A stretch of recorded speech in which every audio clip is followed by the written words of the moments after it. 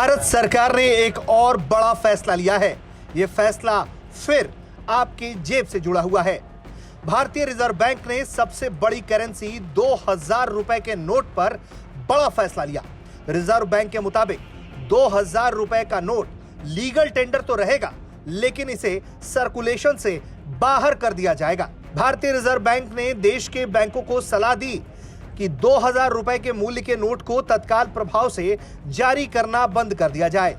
Clean note policy के तहत reserve bank ने यह फैसला लिया है। 30 सितंबर 2023 तक 2000 रुपए के नोटों को बैंक में जमा कराया जा सकता है। रिजर्व बैंक ने साल 2016 में हुई नोटबंदी के बाद रिजर्व बैंक ने 2000 रुपए के नोट को जारी किया था।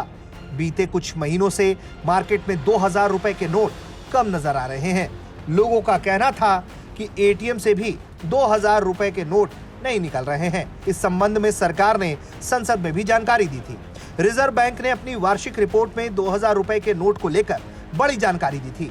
रिजर्व बैंक ऑफ इंडिया की वार्षिक रिपोर्ट के मुताबिक वित्त वर्ष 2019-20, वित्त वर्ष 2020-21 और वित्त वर्ष 2021-22 में 2000 रुपए के एक भी नोट नहीं छापे गए। इस वजह से बाजार में 2000 रुपए के नोटों का सर्कुलेशन बिल्कुल कम हो गया।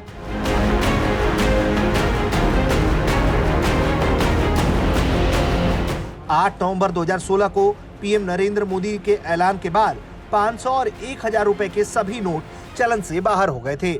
इन करेंसी की जगह रिजर्व बैंक ने 500 और 2000 रुपए के नए नोट जारी किए थे।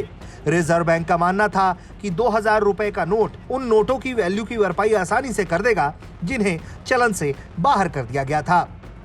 लेकिन अब भारतीय बाजारों से सबसे बड़े नोट यानी कि 2000 रुपए के नोट को बाहर करने के लिए अब रिजर्व बैंक ने एक और बड़ा फैसला लिया है, जिसके तहत आपके 2000 रुपए लीगल टेंडर तो रहेंगे, लेकिन उसे आपको बैंक में जमा करा के उससे छोटे नोट हासिल करने होंगे।